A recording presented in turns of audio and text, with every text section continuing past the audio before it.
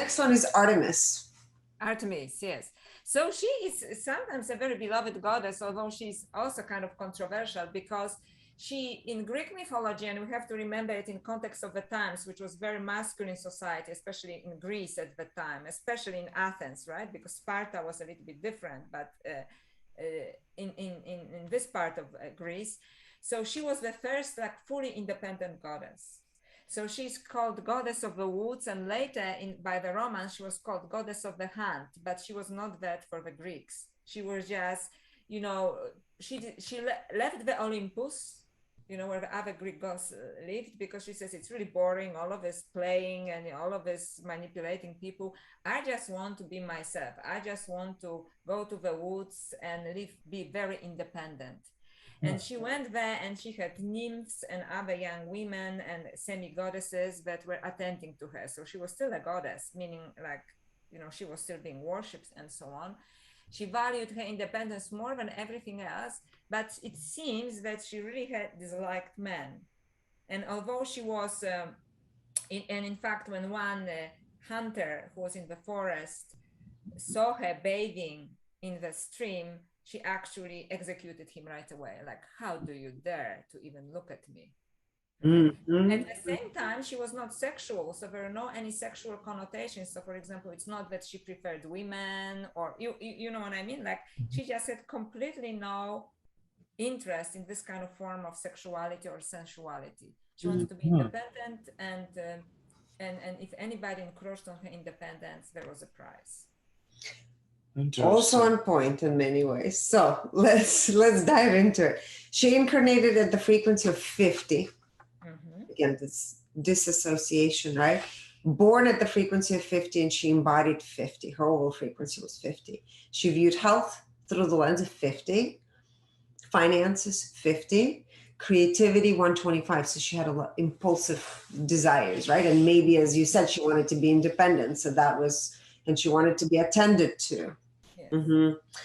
Relationships, very much in alignment with the story that you just shared. Of course, we have no idea about these stories. Is 30, and 30 is disgrace. Yeah. Yeah. Personal growth 175. So for her, it was all about vanity. Her personal growth was linked to vanity, and as you said, she had all these people tending to her. Yes. Philanthropy 50, intuition 50, and all four aspects under intuition are 50. IQ, she viewed through the lens of 200. EQ, 50, so disconnected from emotionally. Yes. SQ, 500. Again, she had this goddess, magnetic presence. Mm-hmm. And AQ, 50. She enjoyed her role 96%. Ego 100% and 100% superior. So that's also very much in alignment with the story that you shared. Who are you to look at me? So very much a narcissist, right? In the now, 100%. Integrity 63%. In integrity to herself, 100%. Integrity to others, 40%. Yes. Self-awareness 97%. So she was very aware of what she was doing. Clarity 98%. Alignment with divine purpose, 96%. So there was something that she still didn't fully achieve, right? Alignment with personal purpose, 100%. Compassion, 39%. So not very compassionate. Empathy, 53%. Energy purity, 100%. So she embodied that 50 frequency at 100%. And of course, that she existed in lower realms. Yes.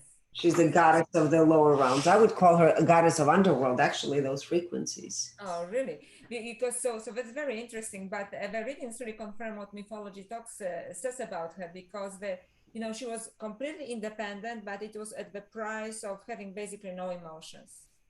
My independence is so important to me that nothing else or nobody else matters, right? Like, even if I, like, if you have to kill this man, that's okay, because he infringed somehow on my privacy and my independence, and I do not wish to be observed.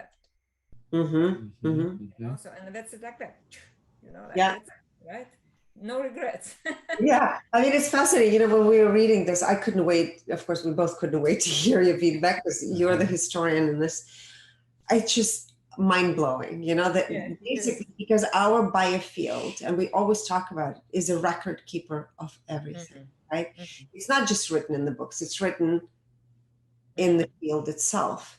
And it just being able to retract this information and share it, and then having your, of course, area of expertise to where it just comes together so beautifully. I love it. But it's amazing that you can read it, you know, that you have the technology or methodology that you have access to these records, right? Because it's easier to read it from books because we are schooled in this, but you know, what you're doing is in a way much more profound, right? Because you Gives go you straight clarity. to the source, quite straight to the source. Yeah, it gives you direction, you know, the numbers give direction. And then for someone like you that's been in this area for so long, I'm sure you're having a lot of aha moments. Yeah, absolutely. Yes, absolutely. Yeah.